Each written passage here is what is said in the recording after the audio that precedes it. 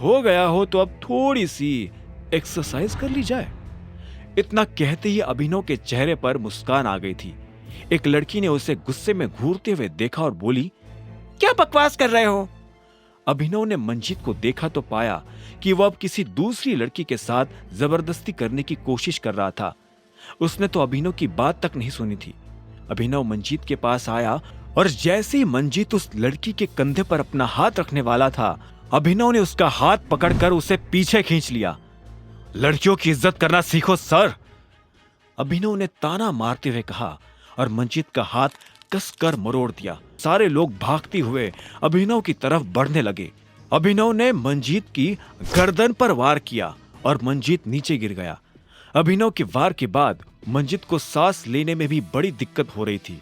जब बाकी लोग अभिनव पर हमला करने वाले थे तो वहां खड़ी लड़कियां अपने आप 2 कदम पीछे हट गई। अभिनव ने एक लड़के के पेट में लात मारी और दूसरे का हाथ पकड़कर अपनी तरफ खींचकर उसे उठाकर जमीन पर पटक दिया। एक के बाद एक वो उन लड़कों को पीटता जा रहा था। कुछ देर के बाद उन सभी लड़कों की हालत खराब हो गई थी। अभिनव ने उनके शराब का नशा तो उतार ही दिया था, पर फिर भी वो लोग जमीन पर पड़े हुए थे। ये देख बाकी लड़कियों को भी भले ही गुस्सा आ रहा था, लेकिन बस उस एक लड़की के दिल को सुकून मिल रहा था जिसके साथ मंजीत ने जबरदस्ती की थी। जब अभिनव नहीं थका और उसने मंजीत पर हाथ उठाने की कोशिश की तो इतने में मंजीत ने घबराकर हाथ जोड़ लिए और अभिनव के सामने गिड़गिड़ाने लगा। उसने कहा, माफ कर दो भाई, प्लीज माफ कर दो। ना तो ये हेड ऑफ सेक्रेटरीज का ऑफिस है और ना ही मैं हेड ऑफ सेक्रेटरी से ऊपर हूँ।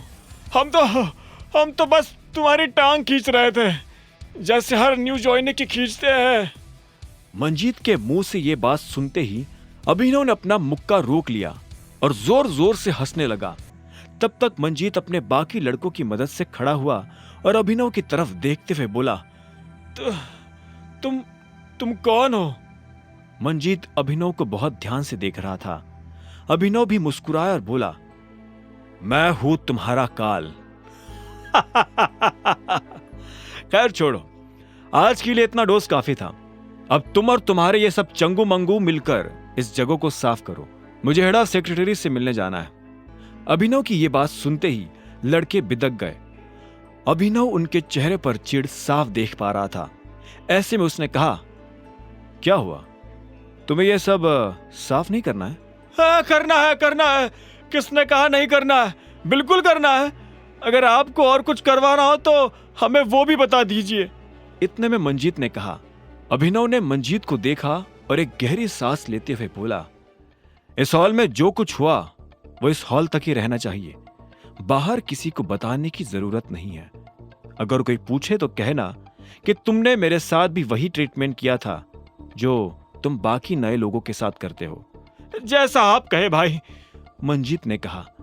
अभिनव उसे देख मुस्कुराया और बोला, अब कोई बताएगा कि हेड ऑफ सेक्रेटरीज का? इससे पहले कि अभिनव अपनी बात पूरी कर पाता, मंजीत ने बीच में कहा, 5th फ्लोर पर है भाई, लिफ्ट से निकलते ही लेफ्ट। उधर अभिनव भी उन लोगों को छोड़कर फिर से लिफ्ट में आ गया था। वो 5वें माले पर उतरा और इस बार सीधा हेड ऑफ सेक्रेटरीज के ऑफिस में पहुंच गया। उसने दरवाजा खटखटाया तो अंदर से एक मीठी सी आवाज आई, कमीन। अभिनव ने दरवाजा खोला और अंदर आ गया।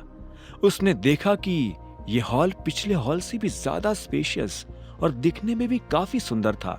इतने में टेबल की उस तरफ से बैठी एक लड़की ने पूछा, how may I help you? Abhinav ने जैसे उस लड़की को देखा तो उसे पहचान गया। वो लड़की और कोई नहीं बल्कि उसकी सेक्रेटरी रानी थी। ये वही लड़की थी जो उस दिन होटल में दिक्पाल से मिली थी।